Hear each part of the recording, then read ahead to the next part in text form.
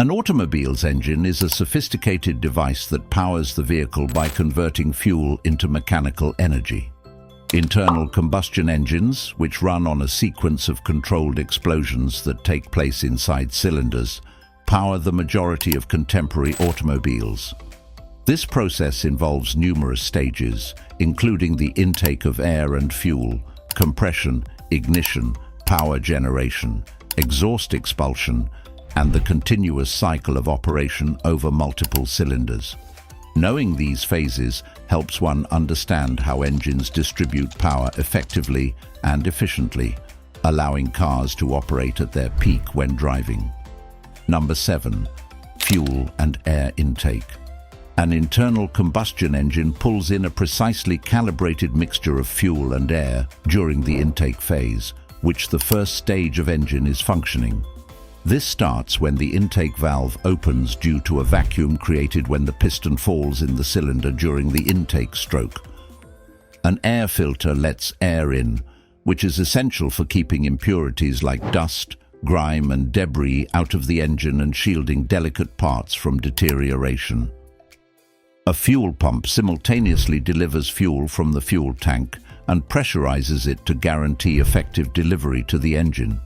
This is usually controlled by an electronic fuel injection (EFI) system in current cars, which employs a number of sensors, such manifold absolute pressure sensors and mass airflow sensors, to track different factors.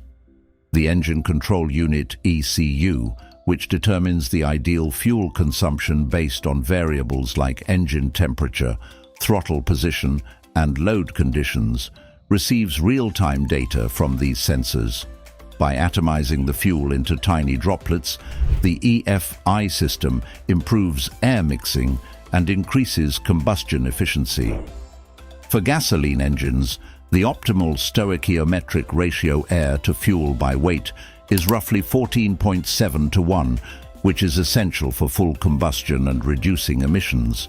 Overly rich excess fuel or lean excess air mixtures may result in incomplete combustion, which over time may cause engine damage, lower power production, and higher emissions. In order to maximize airflow and enhance performance within a wider variety of operating situations, some engines also integrate variable intake systems, which modify the length of intake passageways based on engine speed. Number 6. Compression. The combustion chamber is sealed off when the intake valve firmly closes after the air-fuel mixture has filled the cylinder. This mixture is subsequently compressed to a significantly smaller volume by the piston's upward movement during the compression stroke. In high-performance engines, this reduction can frequently be as much as 10 to 12 times. The cylinder's temperature and pressure rise dramatically as a result of this compression. Temperatures can reach over 1,000 degrees Fahrenheit, 538 degrees Celsius, and pressures can surpass 200 pounds per square inch. One of the most important factors in determining an engine's efficiency and power production is the compression ratio, which is the ratio of the cylinder's highest volume when the piston is at bottom dead center to its minimum volume when it is at top dead center.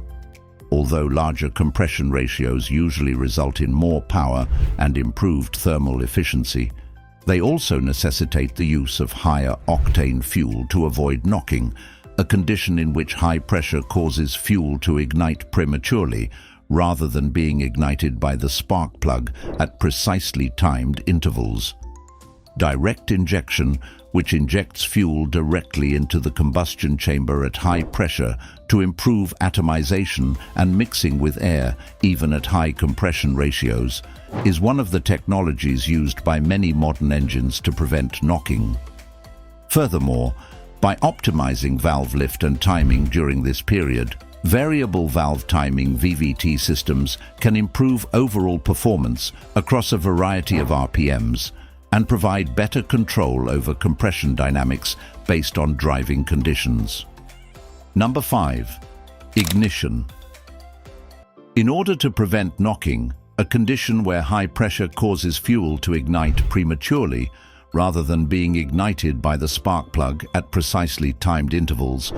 Higher compression ratios are required, even though they typically result in more power and improved thermal efficiency. One of the methods employed by many modern engines to reduce knocking is direct injection, which injects fuel directly into the combustion chamber at high pressure to increase atomization and mixing with air, even at high compression ratios. Engine control units, ECUs, use information from a variety of sensors, including knock and crankshaft position sensors, to dynamically modify ignition timing in response to real-time variables like engine load and speed. In diesel engines, ignition happens without a spark instead. Air is compressed to such high pressures that it reaches temperatures sufficient to ignite injected diesel fuel spontaneously upon injection into the combustion chamber. To guarantee effective combustion while reducing emissions, this calls for exact control over the time and amount of fuel injection. Number 4.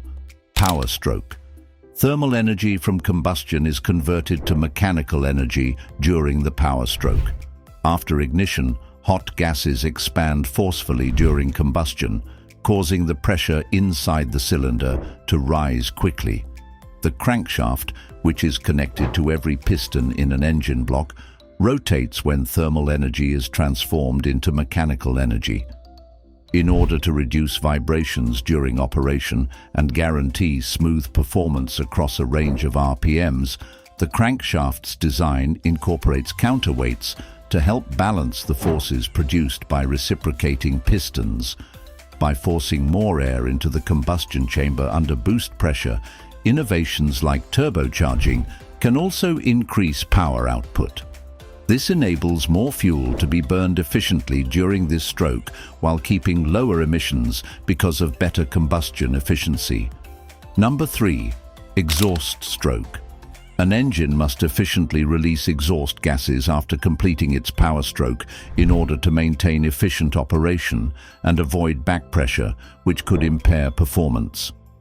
Exhaust system design incorporates elements like catalytic converters, which are essential in lowering toxic emissions prior to their release into the atmosphere. These converters enable chemical reactions that transform toxic pollutants into less toxic forms, such as carbon dioxide, CO2, and nitrogen gas, N2. Mufflers are also used in exhaust systems to minimize noise and maximize back pressure, which is essential for sustaining effective engine performance at different loads and speeds.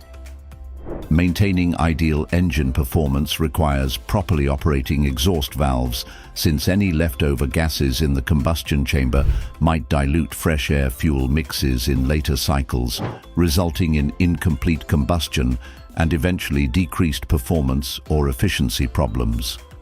Number 2. Crankshaft rotation. One of the most important parts of an internal combustion engine is the crankshaft, which transforms linear motion produced by pistons into rotational motion required to drive wheels and power auxiliary systems like water pumps and alternators. These offset sections enable smooth rotation, as opposed to the sudden stops that single-cylinder engines are known for. Because several pistons work in unison, usually in a 4-stroke cycle, the crankshaft rotates smoothly instead of stopping and starting suddenly like single-cylinder engines do. This can cause noticeable variations in power delivery, which can be uncomfortable when driving during acceleration or deceleration phases. Using counterweights positioned strategically throughout its length, the crankshaft must be carefully balanced. If left unchecked over time, imbalances can cause excessive vibrations, as well as increased wear on bearings and other components, which could result in expensive repairs. Number 1. Continuous cycle. Each cylinder in the internal combustion engine's continuous cycle goes through its stages, one after the other, but overlaps with others to ensure smooth operation, a feature that improves performance. Mainly because there is insufficient overlap between the simultaneous strokes of several cylinders working in harmony toward a single objective, providing a constant power output over the whole operating range of the vehicle's speed capabilities without sacrificing the comfort levels of passengers within the cabin itself. This results in smoother acceleration and fewer vibrations as one cylinder goes through its intake phase, while another may be in compression or power stroke simultaneously. Additionally, modern engines use cutting-edge technology like direct injection, turbocharging, and variable valve timing (VVT) to optimize airflow into cylinders and increase efficiency responsiveness under various driving circumstances, enhancing combustion properties at different loads to guarantee maximum performance without compromising longevity and dependability, which are demanded from modern cars built to strict specifications imposed by manufacturers all over the world. We can better appreciate the engineering that powers our cars and propels advancements in automotive technology by comprehending how these parts work together throughout the engine's cycle. Thanks for watching our video, and don't forget to subscribe.